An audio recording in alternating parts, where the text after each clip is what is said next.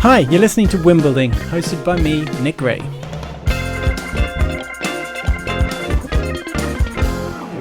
Hi everyone, welcome back to the podcast. I'm very excited today, very excited today because we have a special guest, Richard Gerver from the UK. The reason I'm so excited is most of the people that I've had on the podcast so far are people I've either worked quite closely with or a close friend or my uncle. And this is the first person who is someone who I have actually worked with, but because we hired him as a public speaker, as a professional speaker to come in and talk to a big group of people, and he was amazing. He's a very talented public speaker, but he's also written books and has an amazing story. And I am so happy that he's come today to talk to us and talk to me and share a bit about his story and a bit about his philosophy around winning as well, because obviously the theme of the podcast is win building.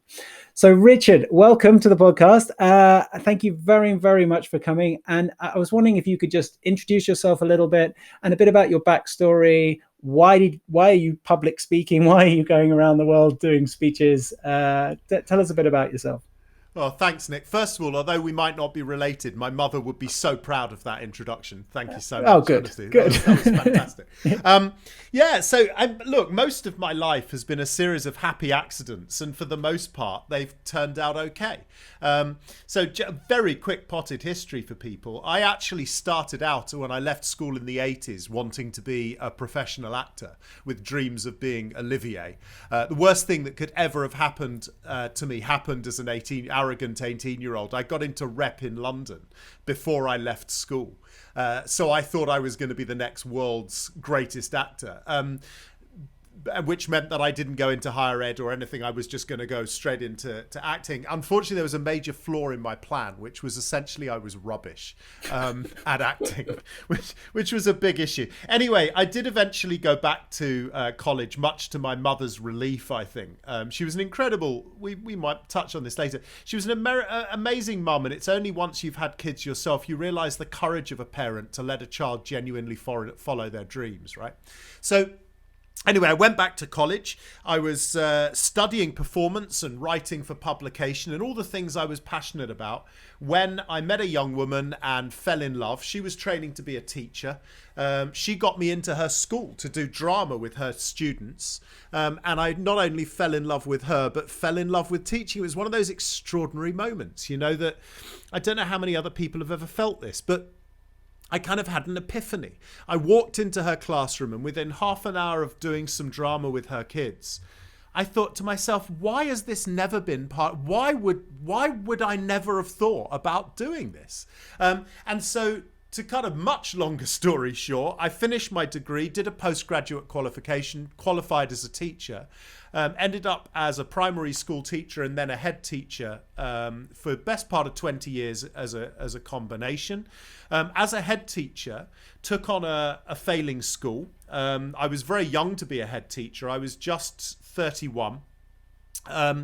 And it wasn't because I was a superstar that I became a head teacher young. It was that love is a theme in my life. So I fell in love with a particular school I was doing some work with. And applied for the job and got it, not because I was a superstar, but because I was the only applicant. The reason I was the only applicant, by the way, was because apparently the school was so bad the government were going to close it down. And the only person who didn't know that was me. The director of education for our local authority told me 15 seconds after I signed my contract. Anyway, that part of my life had a happy ending. I did 7 years and worked with a remarkable community. We turned our school around, going from a failing school to winning a Unesco World Education Award within 18 months, actually, which was an unbelievable. It's not what you set out to achieve. You just, in any job, right, you set out to do the best you can. And that's what we did. But obviously what that did was change my life. Because all of a sudden we were just a primary school on the cusp of Nottingham, Derby in the UK. And all of a sudden, everybody wanted to know our secret and our story, which meant because I was the head, I was the one who was most often invited to go and tell people about it at conferences or what have you. And that really grew and grew and grew. And after 7 years of headship, really I had to make the choice. I remember my wife saying to me, Richard, this is crazy because you're working 7 days a week, 20 hours a day, because you're either trying to do your actual job or you're making up for the time lost doing your actual job because you're traveling and speaking. And by then I'd got myself a mentor, a man who I've described since as my professional dad. Again, an accidental meeting a few years before. Sadly, he passed away last year, Sir Ken Robinson, who some people might know as having the most watched TED Talk in history. Yeah, and being an amazing guy. Unbelievable. And I was so lucky that he took me under his wing. But anyway, so I eventually left Grange, my headship, to pursue a career speaking, writing, really initially just around education and education transformation. But what happened very quickly, talk about right place, wrong time. I'd left just before the global financial crisis in 07, 08. And all of a sudden my life was transformed again because huge corporations weren't necessarily interested as that progressed in the aftermath of listening to the multi-millionaire former CEOs talking about making millions and business leadership in the same old. And all of a sudden this former primary school head teacher that had led what I hadn't realized was a dramatic turnaround in a very humane and human way, people wanted to know about it. And so all of a sudden, my profile rose. I found myself on the stages working with some of the world's biggest corporations, talking about human leadership and human change. And that in parallel of doing that over the last 14 or 15 years and writing various books, brings me in a very long-winded way round to how I became a public speaker and what I do now. I don't think it was long-winded at all. It's perfect. What I mentioned to you before we started, one of the things I've had feedback about is that I assume people listening, watching know what I know about the person I'm talking to. And of course, I've done my homework and I am already excited to talk to them. So I'm very glad to have a bit more of a thorough background update. And yeah, it's amazing. And of course, I think it's an incredible story, but also one of the things, so check Richard out online. He's got about 1 billion different videos of you on YouTube and things, but some amazing stories. And I think one of the things you talk about a lot is teaching and the impact you can have on young people. And I kind of like to draw back to that before we kind of get more into the winning part or setting up win, or maybe it even just dovetails straight in there.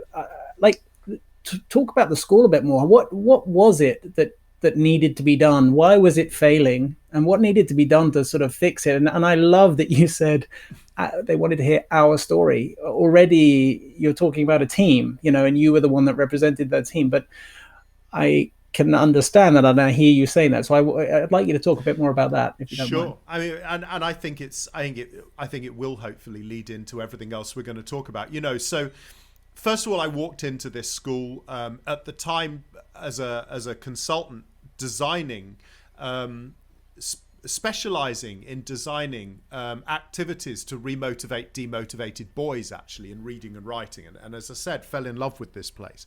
And it was an interesting organization, amazing school. A lot of the staff had been there all of their careers. And there were three other members of the senior leadership team.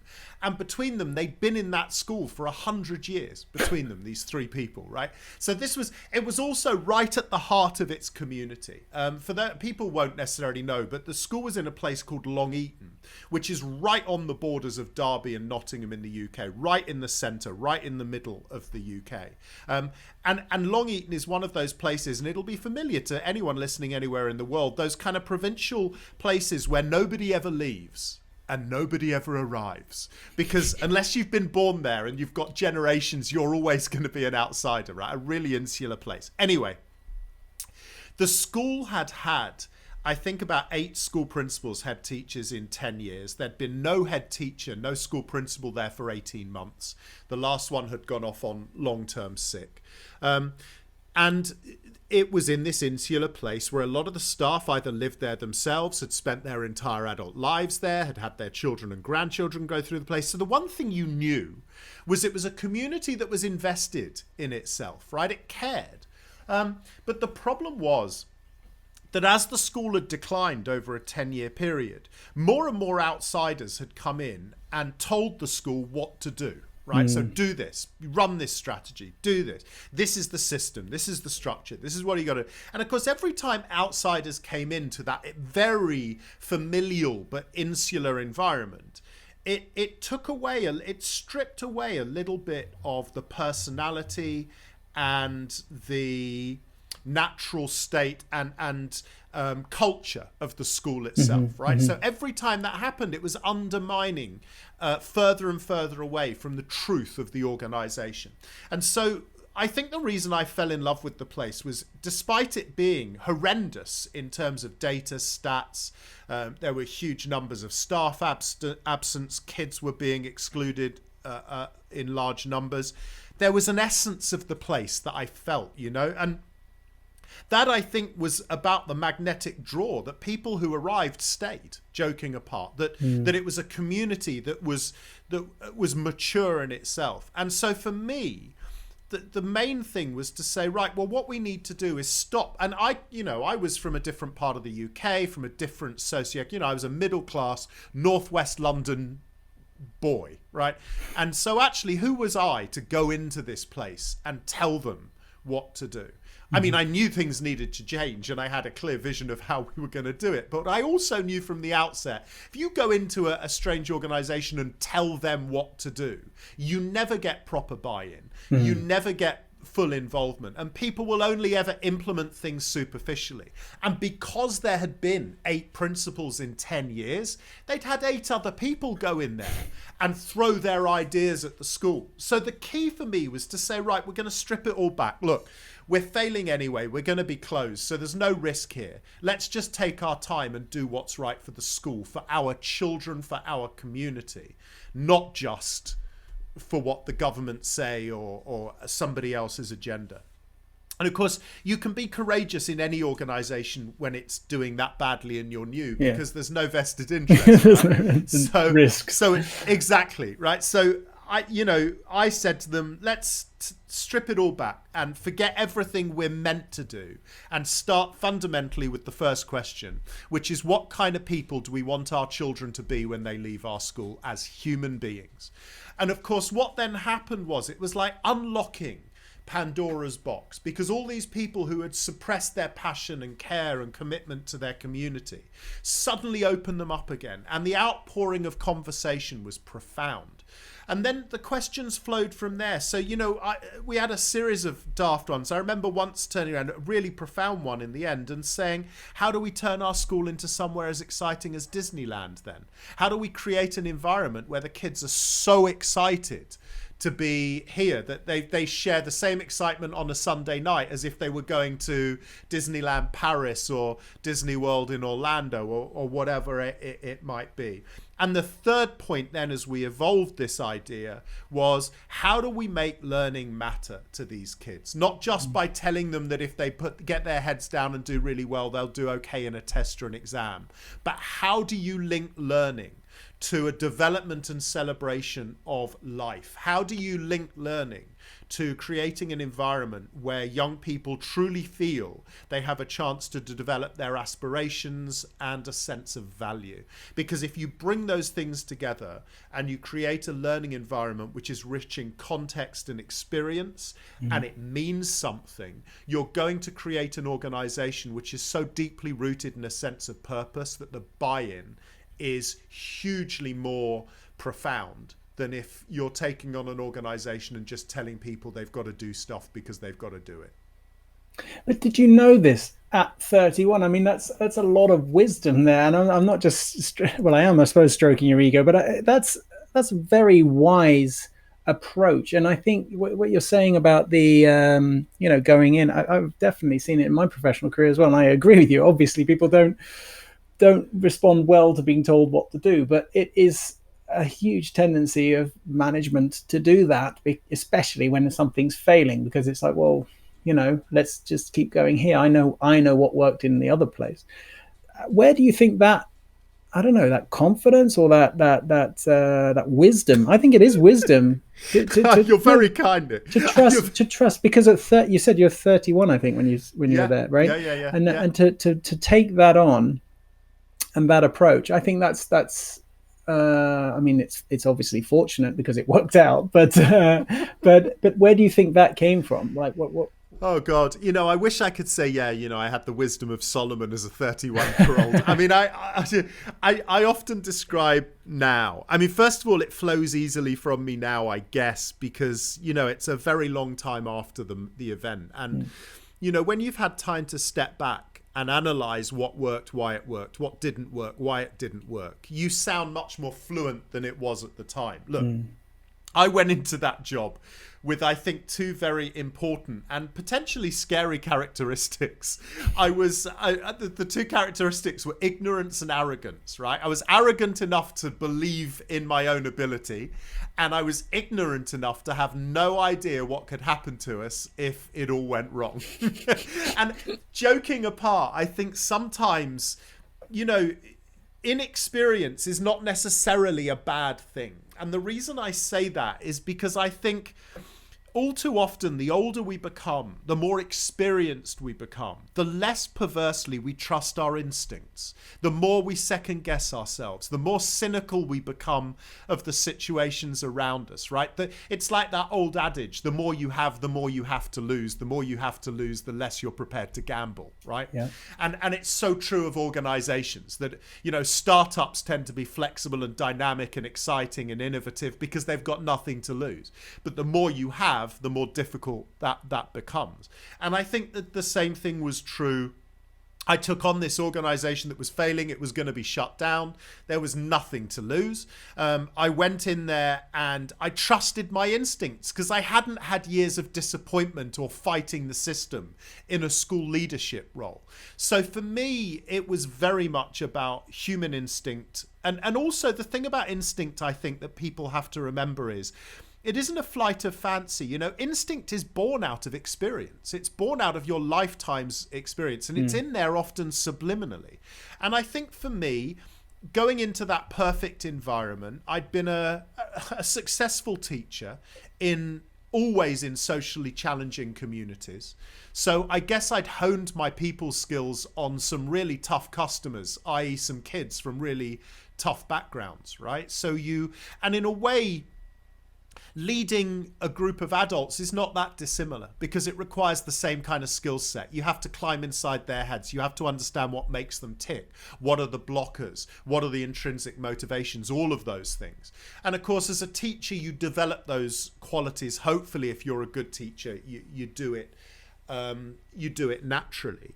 And also, I went into that place with an absolute clarity of belief that I knew what learning should be like and could be like. And I'd never had the mantle of head teacher. So I genuinely didn't carry the burden of an experienced head teacher in terms of it would be brilliant, wouldn't it? But. And I just went in and said, well, The other thing that was really important to me, by the way, was there was wisdom in the school, but it didn't come from me. It came from the aforementioned senior leadership group. When you've got 100 years of combined experience amongst 3 people that have spent the vast majority of that time in senior leadership, there was a real level of wisdom there. And in a way, one of the important things for me was to get those people on side and to trust me so I could tap into their wisdom. Often again, that situation arrives when a new leader comes into an organization. People can go one of two ways. They can become deeply cynical and antagonistic, or if you get them right, you can tap into that because the one thing I knew was that community, those people were passionate about that school. They wouldn't have stayed there that long if they hadn't have been. So I think for me, I was very lucky in having some real wise heads in that team who could help me, challenge me and polish the edges, where they needed to be. But also it was a bit like I don't know if you've ever heard this. I remember hearing this years ago. Vets will often say to the owners of an aging dog, if you can, get a puppy because it'll reinvigorate the aging dog, right? And I think I was the puppy, and these aging dogs. So I reinvigorated them, and they taught me a little bit of wisdom. I was going to say, how did you earn their trust? But maybe that was it. They just, oh, what a cute little puppy. Let's play with him. I just wagged my tail a lot. Yeah. That's awesome. No, but I think it is really it's interesting to reflect. And obviously, I know you've a lot of your talks and things have centered around this. So you've probably really clarified in your mind how things went and stuff. But I'm interested to know at the time as well, because you said about it was failing, and you gave some of the examples of things, and you mentioned kids were getting excluded, and for those that aren't from the UK, that means expelled or kept away from school because they're misbehaving. So that's one of the metrics, I guess, that a school is measured on. But I just wanted to kind of a little bit deeper on that, because obviously when you were looking at the school and thinking, okay, how do we do this? You had your excellent questions. What kind of people do we want our kids to be? Like philosophy, like let's get the mindset right. How do we make learning matter, right? Those are very big philosophical questions which you needed a concrete answer for, I guess, or you needed some concrete strategies for. So combining wisdom of this senior leadership team and this puppy energy, how did you go about that? Because that must have been an enormous challenge, and it's not, it is time constrained. It's not like it's going to be you had 20 years to work this thing out, right? Well, yeah, I mean, it's a great question. And in my head, I had mapped out a kind of 5-year development plan. And also, nothing in life is ever wasted, right? And all of a sudden, although I'd had a failed career as an actor, my passion for drama was really powerful in all of this, because so much of what drama is about tapping into experience and pulling people into an experience and wrapping them in something that feels proactive rather than reactive. And in many ways, that's where we went, so when we'd ask the big questions, and the Disney one, the Disney one is a perfect example, right? Because I'd asked the Disney one in a staff meeting, one of my early staff meetings, and I'll never forget. And again, all organizations have people like this, not just schools.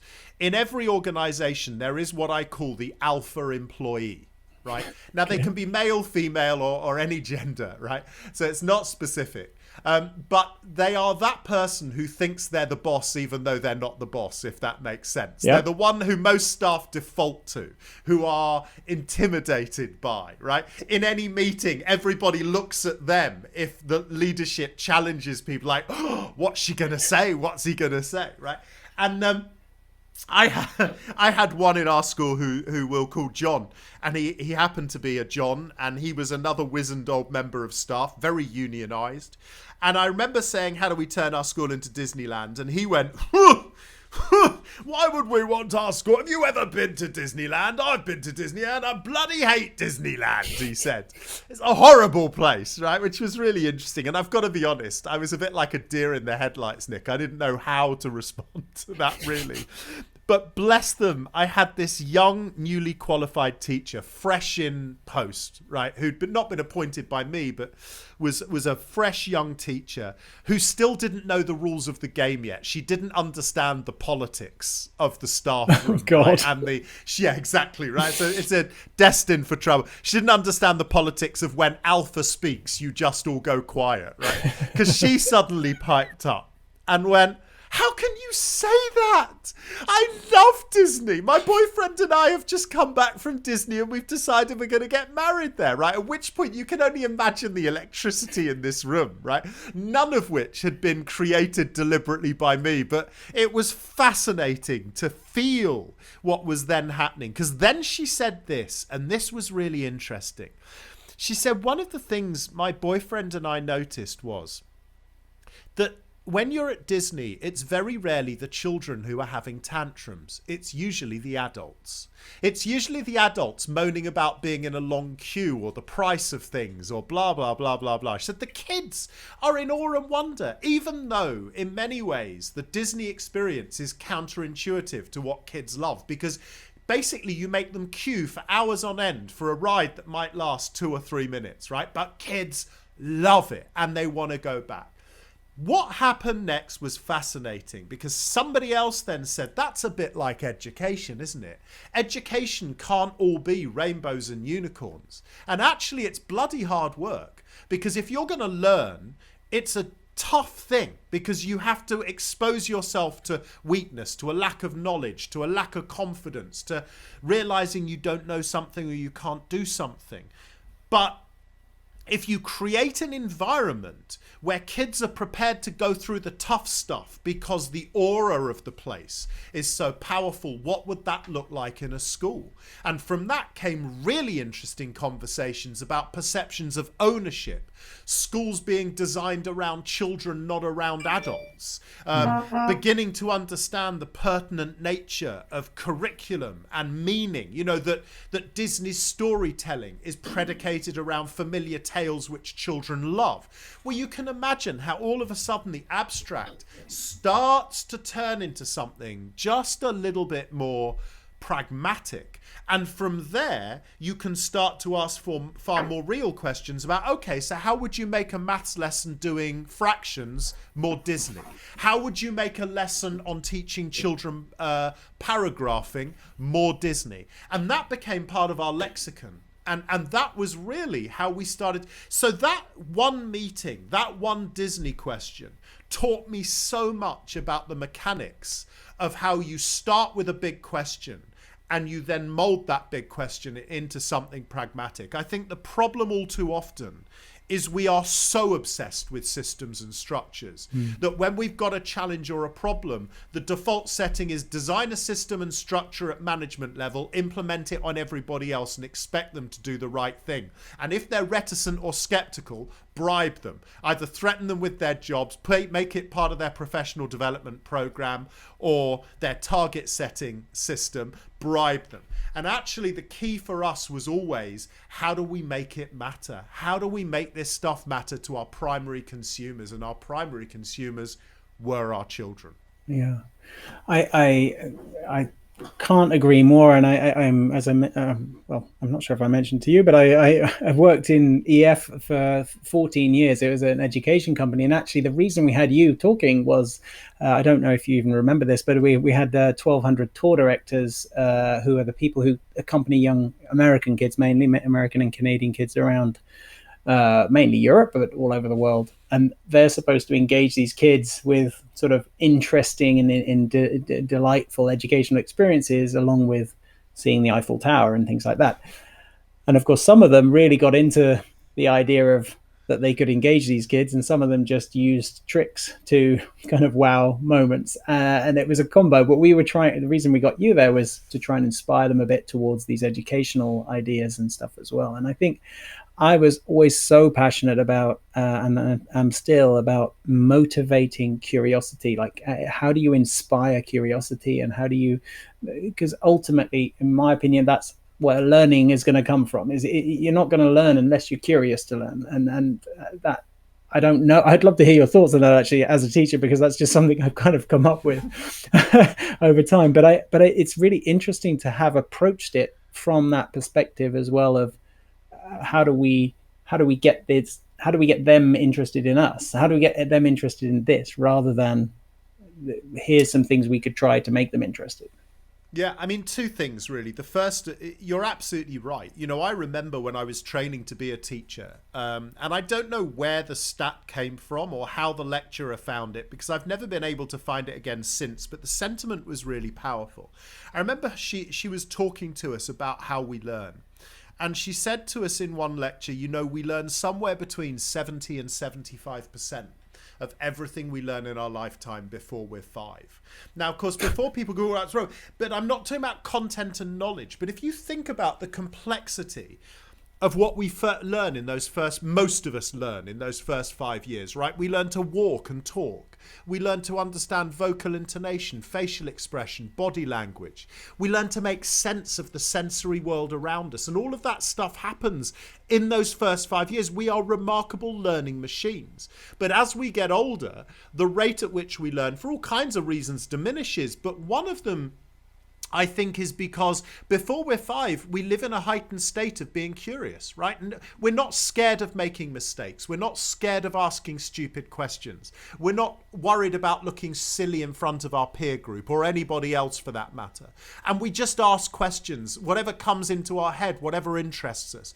And so our learning journey is so profound and so powerful because the world around us is just filled with opportunity. And in so many ways, one of the things I've believed really since then, not just working in education, but in the 14 or 15 years since with high-performing organizations is, if only we could re-engineer ourselves so that we maintained that a level of curiosity, the ability to ask stupid questions. I remember a couple of years ago, I got to interview a man called Barrish, who was the 2017 Nobel Prize winner for physics. People can look him up. He's a remarkable mind, a remarkable man. He's in his late 80s now, but many people consider him to be up there with Stephen Hawking as one of the greatest scientists of the modern era. And I remember asking him how he went about recruiting a team of people who go on to win a Nobel Prize. Yeah, I'm fascinated by recruitment. And it's like, how on earth do you put together, it's like the Magnificent Seven or the Avengers. How do you put together a team of people? Yeah, how do you pull these people together? And he said, it's a really good question. And he said, actually, we ended up when we had 3,500 serious applications, right? I said, what does that mean, a serious? He said, well, these were people with at least 2 doctorates. These were people who already had global reputations, right, in different fields of physics and science. I said, so how many places did you actually have funding for? He said, well, we were an spectacularly well-funded research project. We had enough funding for it, what turned out in the end to be 138 places. I said, well, that's still some trimming. How do you go from 3,500 to... He said, well, there were 2 caveats. He said the first was, nobody made it onto my team if they only had science in their background. Because when you're asking people to be innovative or curious, they need a 3-dimensionality. And the problem is when you specialize in one field, whatever that field might be, you tend to narrow your vision. And that speaks to what I said before, because as we get older, that happens to all of us. We tend to narrow our field of vision. And so he said, you need people that really have the confidence to look around and ask questions and have come from a diverse range of situations, which he said leads me on to the second question. And the reason I share this is because it's one of my favorite things anyone's ever said to me. He said, nobody made it onto my team. This is a Nobel Prize winning scientist and his team, right? Nobody made it onto my team if they didn't have the ability to ask stupid questions. Now, when you think about that, that is just so pertinent to what you asked me before. Yeah. Because that's the killer, right? As we get older, for all kinds of reasons, we stop asking stupid questions. And that's what can be the real difference maker. Yeah, because the stupid questions are often the ones that help you learn. Like you have to learn, even if they are a stupid question, it's like, well, then you've learned about it, so you were so right. That thing about curiosity is so important. And the second thing, just very quickly, is what then of course tends to happen is as we get older, we're kind of wrongly taught that the currency of clever is to get stuff right, and that we're judged on it personally and professionally. And so what happens is, going back to something we said before, as the stakes rise, as we start to think that we become more and more fearful of making mistakes because somehow we think it exposes weakness or lack of knowledge or intelligence or experience or professionalism, we tend to close our eyes down, right? And we only do the stuff we know we can control and the things we can do. We stop being curious, we stop asking stupid questions, we stop evolving, and we stop developing. And I think those are the things we really have to be cognizant of, both in formal education, but also in leadership, management, and organizational culture. Mm-hmm. I mean, a big part of my kind of philosophy around building and constructing a win is the fail component. And a lot of the people I've talked to, I think it comes up in every single one, but it's maybe just depending on how you frame the fail. But like asking the stupid question is often be prepared to fail. Like, don't be afraid of failing, because that is that is on the route to winning or to succeeding or Well, achieving the something exceptional. I mean, you're absolutely right. And one of the other things on this daft journey I've been on over the last 15 years, I've been able to do, privileged enough to be involved in, is working a little bit in elite sports. And I first got involved in elite sports. It was one of those accidental meetings, and somebody from the British Olympic Association came to me and said, we've got a really interesting challenge, Richard, because I don't know if you know this, she said, but some of our most naturally gifted athletes never make it to the highest level. They often drop out early. And she said it'd be a really interesting thing to explore. So I got involved and we started to do some exploration. And I mean, absolutely right. Really interestingly, what you tend to see is very young children. There are the ones that potentially could go on and win gold medals or World Cups or whatever else it might be, have an uncanny natural born ability, whether it's a physiology, whether it's psychology, physiology, whatever it is, and you take any sport, but take a striking sport, a bat and ball sport, for example, right? Very, very young, you can see a child that has an uncanny, natural, God-given talent. They can catch a ball, throw a ball, hit a ball better than anybody else, right? It's just natural. And those kids go on to be the best at sport in their school, in their year, in their group. And they're used to winning. But what then happens, of course, is eventually they get to elite level. They get up to an elite academy. And they've never failed. They've never made a mistake and they've never struggled. So here's the perverse thing. They are so naturally gifted, but suddenly in those elite academies, they come up against other kids who are as good, if not better than they are, right? And for the first time in their lives, they are pushed way out of their comfort zone and they no longer are in control. And the truth is, they've never built the resilience. They've never grown the resilience to get to a level where they know they can cope with the failure or the challenge. So most of them suffer quite dramatically and walk away. And, the same thing is not just true in sports. You see it in high-level academics too, and high-level organizations. So a number of kids that say go on to Harvard or Yale or Oxford or Cambridge or a top university, you tend to find they're often the ones who struggle most with their mental health problems because they're used to being cleverer than everybody else. And suddenly they're in an environment where they're not anymore and they're not used to struggle. Same thing happens. And the same thing happens in major corporations. Organizations that have the pick of the talent pool, the world's most brilliant young people, often top end grads coming out of university. Same thing. You tend to find the one thing you hear those organizations say is we're hiring brilliant people, but they just lack the ability to be entrepreneurial, innovative, take risks and make mistakes. Yeah. And there's the answer. So somewhere along the line, what we've got to do is re-engineer what we perceive to be a fear of failure and start to do a little bit more of what Barrish said, which is celebrate stupid questions, because actually that's where the gift of innovation and new comes from. And you're so right. The people that tend to win at anything are actually people that have had to really fight to get there in the first place. Because when it comes down to the crunch, that level of resilience, that self-belief, isn't carved out of people that have had it easy. It's carved out of people that have struggled and come back and won. And that gives them the confidence when it really hits the fan to know they can deal with anything. And sorry, I hope this is all right, but the whole experience we've been living through, we're recording this, right, still in the heart of COVID, right? And one of the interesting things that I think is going to be really interesting to look at over the next decade or so, because everybody at the moment is rightly deeply concerned about the impact of COVID on future generations, young people, lost learning, all of these things.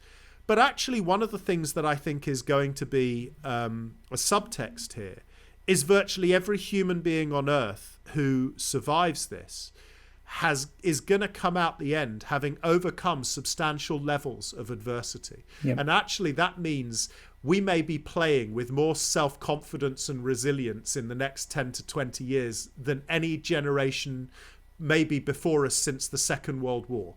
And it's going to be very, very interesting to see whether that even subconscious layering and increase of resilience and self-confidence is going to take us into a new renaissance of innovation, creativity, and exploration. I completely agree. I think it might well do that, and I think it's really interesting to. I love thinking about the future. I'm constantly thinking about my little girls and what's their future, and so that's one of my main focuses, and how to set them up right for it. I just wanted to bounce back a little bit into what you were saying, because I think something that ties along with this need for struggle, or need for having built resilience through failure, or through challenge, through really really strong challenge and adversity. That's also where brilliant teaching comes in, or coaching as well. And whenever you meet these high performing athletes, or high performing, what in whatever field, as you say, whatever field, they are always taking somebody who is challenging them in a constructed way. So the top athletes in the world in fact, they have a whole host of coaches, but they'll have people who are challenging them to not be complacent, and then challenging them to do things that will make them fail. And I think it's really interesting, because as a teacher, perhaps that's just second nature to you, but I love I love some of the teachers I've had. Some of them I don't love so much, but some of the teachers I had, they've really hugely positively impacted my life. And I think that is such a key part of where we can do something positive, especially for the young kids of today. I know a lot of teachers complaining about Zoom and complaining about the situation and how difficult it is and things, but I really believe that those that embrace the challenge and help their kids to embrace the challenge, fully acknowledging how difficult it is, fully acknowledging how challenging it can be, and how some can really struggle, making sure that the safety net's there to catch them if they're struggling. I think it's a real opportunity, and it's a real opportunity for kids, like you say, but it's also an opportunity for teachers and coaches and people to step up and say, right, okay, yeah, let's move this forward. Let's work out how to help people. Yeah, I mean, you're absolutely right. And again, every level, right the way through to leading and managing people in organizations. The problem is, too often we intervene too soon because we want to protect the people who we're responsible for. You see it in parents, the term helicopter parent. You see it all too often in parents who over intervene in their children's lives because they don't want them to make mistakes. So, it's totally biologically understandable. I don't want my child to be upset. I don't want my child to fall over. I don't want but actually we have to be really careful, right? Because some of that is what helps make us. I mean, I remember having a conversation with my mother. I interviewed her actually for one of my books many years ago when I was writing about change and why some people are better at it than others. And one of the really interesting things that we talked about was my upbringing, and the fact that actually I'd experienced a lot of challenge very young, and a lot of upset and upheaval. And at the time it was awful. And my mother said, I felt really powerless and went through all those emotions as a mother, trying to protect you from so much and knowing I couldn't. And actually what we both realized was, looking back on it, all of those experiences had helped make me. And partly that's because of what you referred to, which she was the constant in my life and my brother's life. And her unconditional love and support was there. So we knew we had the safety net, but she couldn't stop us from experiencing pain and struggle and adversity. And I think that's partly why I'm one of those people who does enjoy change, doesn't get fazed when I'm challenged with stuff, because somewhere subconsciously and deep down, I know even though it affects me in the moment, I get stressed like anybody else does, there's something inside that says, yeah, but you've lived through tougher. You'll be okay. You'll find a way. And it's that subconscious thing. And I think one of the problems as teachers, often we do the same thing for a mix of reasons. One, because we don't want our students to fail or feel failures. Two, because we're under pressure for them to pass tests all the time. So we need them to get stuff right, and we need them to get stuff right quickly, which again is a whole nother topic, but we've got to be very careful about that stuff. And the same thing is then true of being a manager or a leader in an organization. We don't want our staff to feel unhappy or to be dissatisfied or to fail, not just on a personal level, but the stakes can sometimes be really high in an organization. But the truth is, we have to stand back and allow people time to find the solution for themselves. And it's where great coaching comes in, right? Because the job of a great coach is to ask the right questions, provoke the right thinking, When you go back to elite sport, and the holy grail, I think, in elite sport, and it's a really interesting thing to have seen, has been a struggle over the last 30 or 40 years, because has been the move away from traditional coaching. Because in most sports, particularly team sports, actually athletics too, coaches traditionally were basically, their word was law. So what you did as a young athlete, a soccer player, a runner, whatever it is, right? You would do what your coach said. You'd never question it, and you'd just trust they know best, right? What's been really interesting, of course, as people have been looking for the extra millimeter over the last 30 or 40 years, the extra split second, is in the heat of battle, an athlete can't turn to the coach and go, what should I do now? Yeah. The athlete has to be able to solve that problem for themselves in a split second, right? Which means they have to have the confidence to self-lead, self-manage, and problem solve in split seconds. So for years, the level of performance was predetermined by the coach, but then you get to a point where those increments really mattered. And what people, and particularly sports psychologists, when that started to become a thing in the late 70s, early 80s, realized was you needed self-managing athletes. And it was a really interesting struggle right the way through to today, where you see it in different coaching styles, particularly in soccer, where teams often freeze when they're hitting a problem on the pitch they can't deal with, right? And the frustration of a coach. But those players are used to doing what they're told, not thinking through stuff for themselves. And so one of the really interesting things that coaches have had to do is stand back and encourage athletes to solve problems for themselves and not just tell them the answer. Yeah. So for example, an athlete who's running 100 meters, rather than the coach just saying, do this, make your stride pattern this, do that, the coach is now videoing the athlete and going, what do you think? What do you think will give you the... So it's about re-encouraging and re-engineering people to think for themselves rather than relying on somebody else to give them the answer. And to an extent, that's happened in education too, because, all too often we become reliant on our teachers to give us the answer. Yeah, I 100%. I was trying to think of which podcast it was, but I was listening to a podcast with Michael Phelps and Grant Hackett the other day, and I'm trying to think which is a very famous podcaster. But anyway, it's an amazing episode because they go into real detail about those kind of things. They go into detail about a lot of things and how nerdy they were on numbers and stats and everything. But they both talked extensively about their coaching team and how important that was. I think something I am conscious of is that this, this concept of win, how to build a win. People have said to me, it's all about sports, right? And I'm like, no. I'm interviewing lots of different people from lots of different things, but obviously winning in sport is very binary. Usually, it's very straightforward, and I love having people like yourself on, who I think, it's not just about the win of the Grange School having gone from being a failing school to a really top performing school with the Unesco Education Award.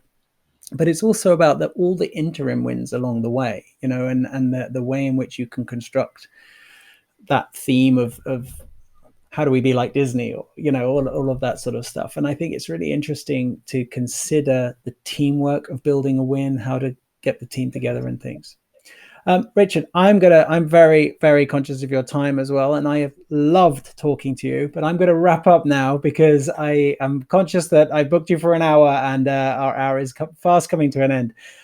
Thank you so much for joining us. I wanted to give you a chance to promote everything you've got. Tell us where we can find you. Tell us about your books and all of that.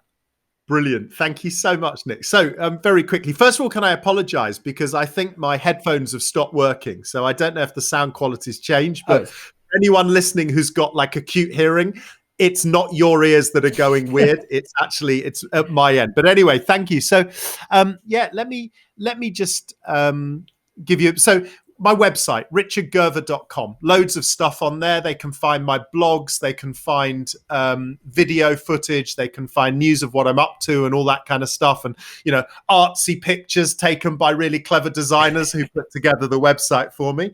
You can find me on Twitter at Richard Gerver. Come and please connect with me there. I love connecting with people. And then my books, I've got 4 of them. If people are interested in education, my 2 education books are Creating Tomorrow's Schools Today and Education, a Manifesto for Change. They're all available on the usual online outlets. And then my 2 more generic books, really about human development and an exploration of who we are and why we do what we do, are called Change, Learn to Love It, Learn to Lead It, which is an exploration around change and why some of us are better than others and what we can do to be better at it. And the other one's Simple Thinking, which is really about why we overcomplicate stuff and an exploration of success. And is it really complicated or not? So, yeah, please get people to connect in any way they can. I'd love to hear from people. And I always promise to reconnect back if anyone makes the effort. Perfect. Okay, well, please do that, guys, and subscribe to him on YouTube as well. He's got a YouTube channel too. I'll put all the links that I can down below. And thank you again, Richard. It's been absolutely wonderful to talk to you. Thank you, Nick. It's been an absolute privilege. Thanks so much.